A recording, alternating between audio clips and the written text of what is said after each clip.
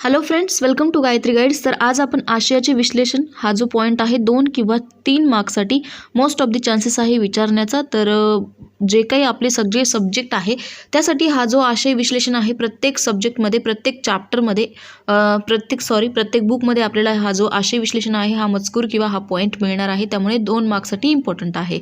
Davis I जो आहे त्यांनी ही आशय विश्लेषणची संकल्पना जी आहे ती मांडलेली आहे. तर अर्थपूर्ण मजकूर म्हणजे आशय आणि विश्लेषण म्हणजे मजकुराचे पृथक्करण. अर्थपूर्ण मजकूर म्हणजे काय नेमकं? मिनिंगफुल पॅसेज जो असतो किंवा पॅराग्राफ जो असतो त्याला आपण आशय म्हणतो. आणि त्याचं विश्लेषण जेव्हा आपण करतो, एक्सप्लेनेशन करून सांगतो किंवा त्याचं ॲनालिसिस करतो, त्याला आपण मजकुराचे पृथक्करण म्हणतो. तर डेव्हिस आय यांनी ही डेफिनेशन केलेली आहे. आशय विश्लेषण म्हणजे काय की it is the analysis of a topic content unit to be tough into its constituent or elements and arrange them in a logical sequence. म्हणजे काय की आशय म्हणजे काय किंवा ॲनालिसिस म्हणजे काय की विश्लेषण हा एक असा टॉपिक आहे, कंटेंट आहे की जे काय होतं युनिटला टफ युनिटसाठी आपण यूज करू शकतो. त्याचे जे काही इलिमेंट्स असतील किंवा जे इलिमेंट्स आणि कॉन्स्टिट्यूट्स त्याला आपण म्हणू शकतो. एखादी पार्ट जे असतं ते आपण काय करू शकतो, लॉजिकल सिक्वेन्सनुसार जेव्हा अरेंज करू शकतो त्याला आपण आशय म्हणणार आहोत. मग गणितामध्ये आशय विश्लेषण करताना अध्यापन करायच्या आशयामध्ये तथ्ये, संकल्पना, नियम, तत्व, सिद्धांत, संरचना, माहिती, आकृती, पद्धती, रचना, कौशल्य, गुणधर्म, व्याख्या, सूत्रे, प्रक्रिया इत्यादींचा वापर करावा लागतो. जवळपास 15 आय थिंक ते पॉईंट्स आहे. तर आपण ते 1 बाय 1 डिस्कस करूया. मग आशयाचे घटक कोणते कोणते आहे? डॉक्टर ब्लूम जे आहे त्यांनी हे तत्व मांडलेलं आहे. संकल्पना जी आहे ती डेव्हिस यांची आहे, परंतु डॉक्टर ब्लूम यांनी ही तत्वे जी आहे ती मांडलेली आहे. मग त्यांनी काय सांगितलं आहे? व्यक्तिमत्व विकासाची 3 तत्वे आहे किंवा 3 अंग आहे. कोणती कोणती आहेत? बोधात्मक, क्रियात्मक आणि भावनात्मक आहे. इथे चुकलेलं आहे थोडंसं. ठीक आहे, बोधात्मक, क्रियात्मक आणि भावनात्मक हे 3 तत्वे जे आहेत डॉक्टर ब्लूम यांनी मांडलेलं आहे.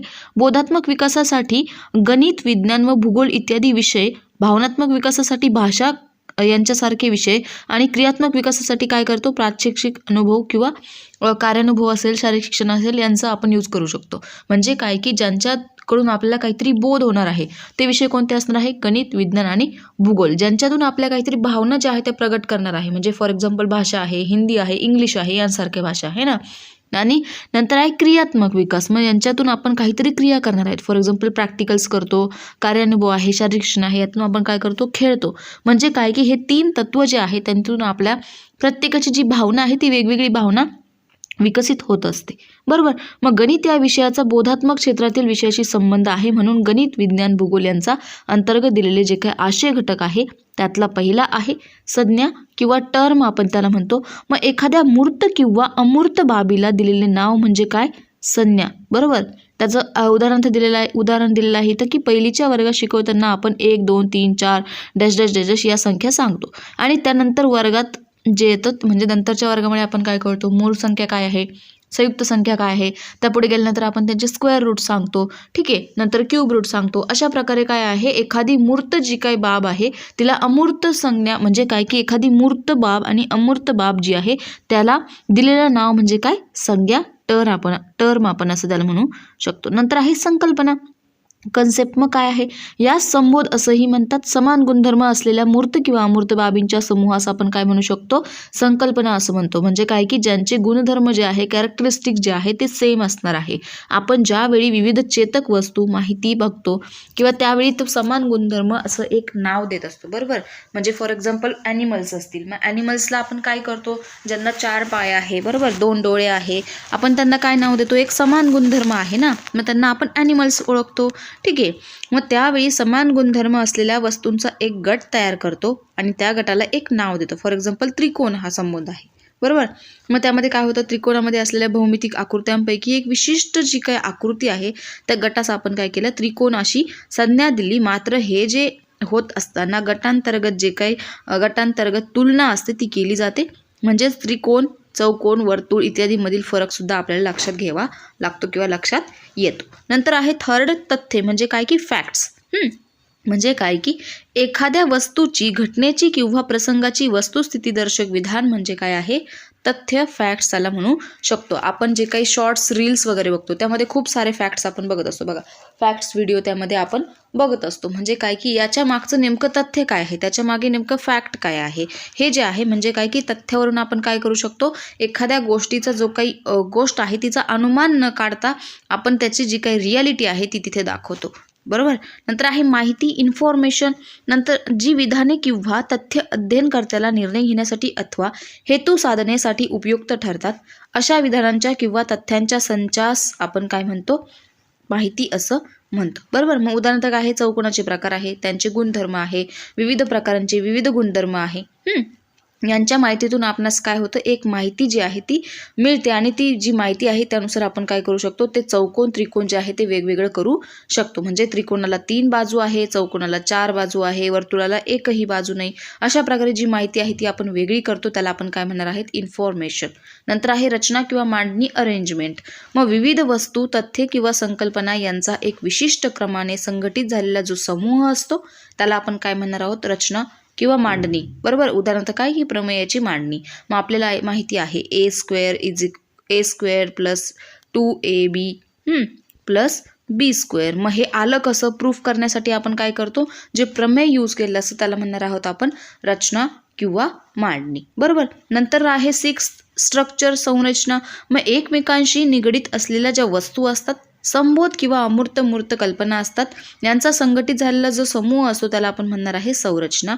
म्हणजे काय की एखादी गोष्ट कशी संघटित झालेली आहे या प्रश्नाचे उत्तर शोधणं म्हणजे काय, संरचना होय. नंतर आहे 7 प्रक्रिया किंवा प्रोसेस.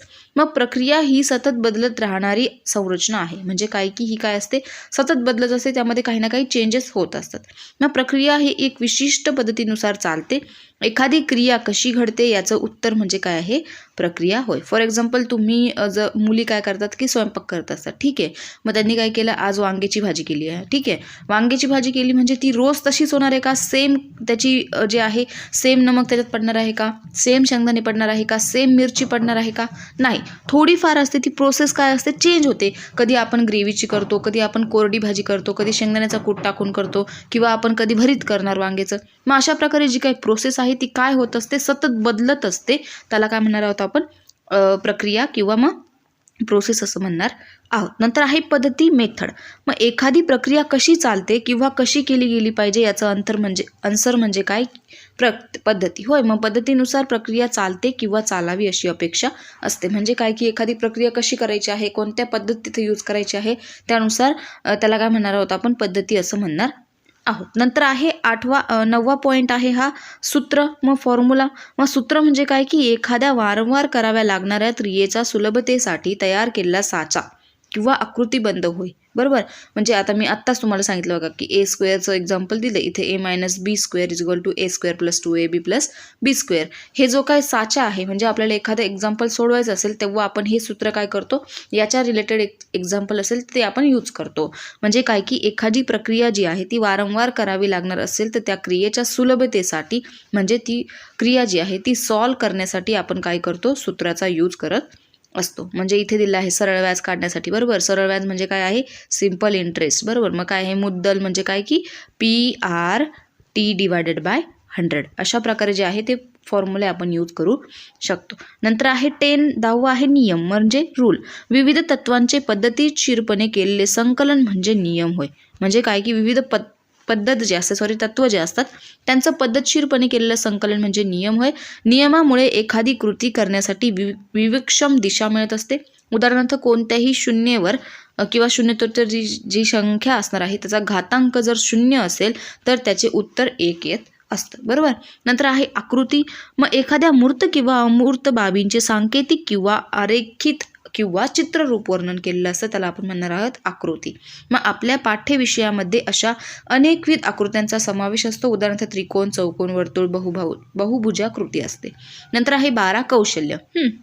स्किल, ज्यामुळे अगदी सहजतेने कमी श्रमात कमी वेळात परंतु गुणवत्तापूर्वक किंवा दर्जेदार कृती तयार करता येते ती बाब म्हणजे काय, कौशल्य. फॉर एक्झाम्पल आता मी काय करते आहे, तुम्हाला DLEDचे जे काही व्हिडिओ आहे आपल्या चॅनलवर मी पोहोचवत आहे, बरोबर. आपलं जे काही गायत्री गाईड्स चॅनल आहे, ज्यांनी कोणी सबस्क्राईब केलेलं नसेल त्यांनी जाऊन अजून करायचं आहे. मग तिथे मी काय करते, मी व्हिडिओ टाकत असते, परंतु ते काय आहे, ते हळूहळू चालणारी प्रोसेस आहे. परंतु याचऐवजी जर मी एखादं माझी ड्रॉइंग टाकली, माझी मेहंदी काम टाकलं किंवा रील्स टाकलं, तर ते कौशल्य जे आहे ते काय होतं, कमी श्रमात ना, म्हणजे त्याला कमी टाईम लागणार आहे, कमी वेळात लागणार आहे आणि गुणवत्ता त्यामध्ये असणार आहे आणि ते काय होणार आहे, पटकन व्हायरल होणार आहे.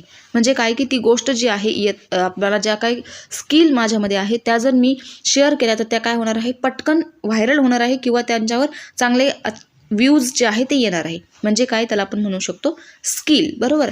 नंतर आहे सिद्धांत 13वा, थेरी. एखाद्या अभ्यासकाने अत्यंत अभ्यासपूर्वक किंवा काही प्रयोग करून मांडलेले मत की जी सिद्ध करण्याजोगी असतात तिला आपण काय म्हणतात, सिद्धांत म्हणतो. उदाहरणार्थ नंबर थेरी आहे. मग आपल्याला माहिती आहे, तुम्ही रामानुजन जो मूवी आहे, रामानुजन मूवी जर तो बघितला नसेल तर त्यामध्ये तो जो आहे तो झिरोचं जी कन्सेप्ट आहे त्याचा शोध लावलेला आहे त्यांनी.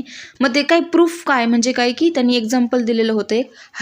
हा जो पॅसेज आहे तो आपल्याला सीटेटमध्ये खूप वेळेला विचारलेला असतो की एक शिक्षक काय करतात की आंबे जे आहेत ते वाचतात, मग तो सांगतो की एकाला काही आंबे, किती आंबे येतील, काय अशी काहीतरी कन्सेप्ट आहे, मला व्यवस्थित आठवत नाही आहे. मग झिरोला जर झिरोचं काही अस्तित्व नाही आहे तर मग एका पुढे आपण झिरो लावला तर 10 होतात, 2 झिरो लावले तर 100 होतात. मग अशा प्रकारे तो काय करतो, झिरोची कन्सेप्ट प्रूफ करतो. रामानुजन, ठीक आहे. त्या मूवीमध्ये त्यांनी ती सांगितलेलं आहे. मग ते काय आहे, प्रूफ करणं, म्हणजे एखादी गोष्ट जी आहे ती प्रूफ करणं, त्याला काय म्हणतो शकतो आपण, थेरी म्हणतो, ठीक आहे. नंतर नेक्स्ट आहे व्याख्या, डेफिनेशन. मग एखाद्या मूर्त किंवा अमूर्त बाबीचे सर्वंकष परंतु अत्यंत मोजक्या व नेमक्या शब्दात अचूकपणे केलेले जे काही वर्णन असतं त्याला काय म्हणणार आहोत आपण, व्याख्या म्हणणार आहोत. फॉर एक्झाम्पल उदाहरण दिलेलं आहे इथे, त्रिकोणातील एक कोन काटकोन व इतर 2 कोन लघुकोन असतील तर त्या त्रिकोणास काटकोन त्रिकोण असं म्हणतात, बरोबर. म्हणजे काय की काटकोन म्हणजे काय, हा जो आहे काटकोन. एक कोन जो आहे तो काय आहे, एक कोन जो आहे तो काटकोन आहे. काटकोन म्हणजे 90 डिग्रीचा, बरोबर, राईट अँगल ट्रायंगल.